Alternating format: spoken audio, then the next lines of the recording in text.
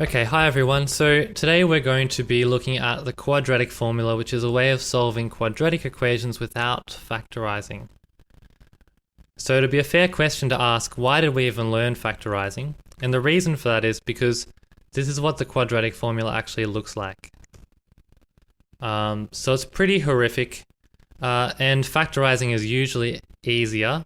I won't say usually, it's often easier.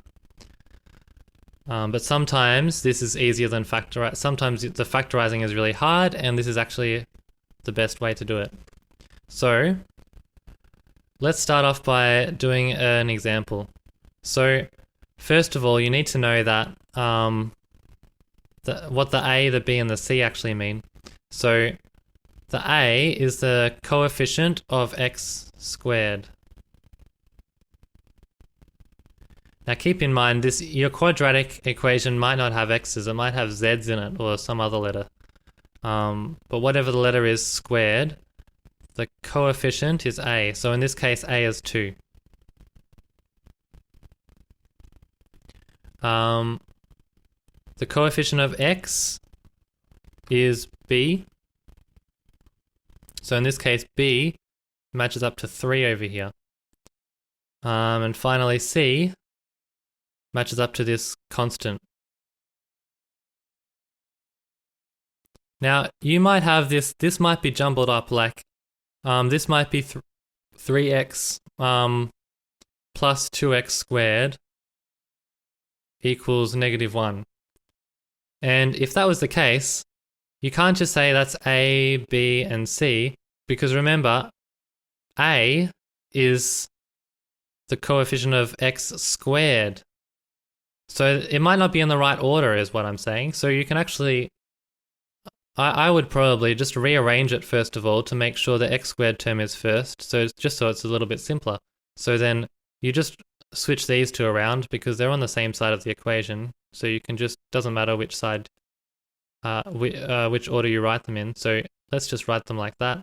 2x squared plus 3x.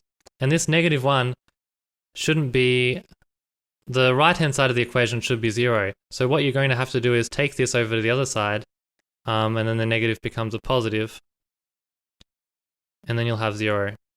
So this is the equation that we've got. That's A, that's B, that's C. All right, so let's actually write our solutions.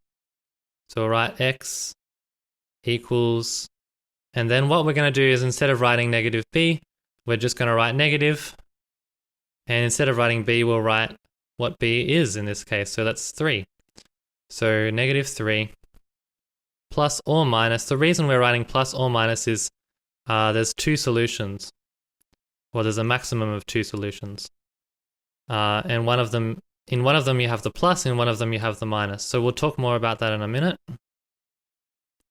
So under this square root, we've got b squared. So what's b? B is 3. So we've got 3 squared minus 4 times a is 2 and c is 1. Okay, and then all of that over 2 times a. What's a? A is 2. So 2 times 2. And we're not quite done because we need to make this a whole lot nicer. So -3 plus or minus whatever's in the square root, we can make that a lot simpler. 3 squared is 9. So 9 minus 4 times 2 times 1. Well, 4 times 2 is 8. And you times that by 1 is still 8. So 9 minus 8 over here over 4. All right. And we can do a couple more steps. We can do 9 minus 8 is just 1, isn't it? So that would be 3 plus or minus, what's the square root of 1? Well, 1 squared is 1, so it's just 1. So 3 plus or minus 1 divided by 4. And what this actually means is, here's the 2 solutions. I'm gonna have to write it up here somewhere. So one of the solutions is x equals 3 plus 1 over 4. The other one is x equals 3 minus 1 over 4. So can you see this plus or minus? I'm writing the plus version and I'm writing the minus version over here. And of course 3 plus 1 is 4, 4 over 4 is 1. So that whole thing is 1. And this one is 3 minus 1 is 2, 2 over 4 is really a half if I divide top and bottom by 2. So x equals 1 and x equals a half. Alright. Go back over that if you need to, copy it down if you'd like. I'm going to move on in the video now. If you need to copy it, you can pause it, of course.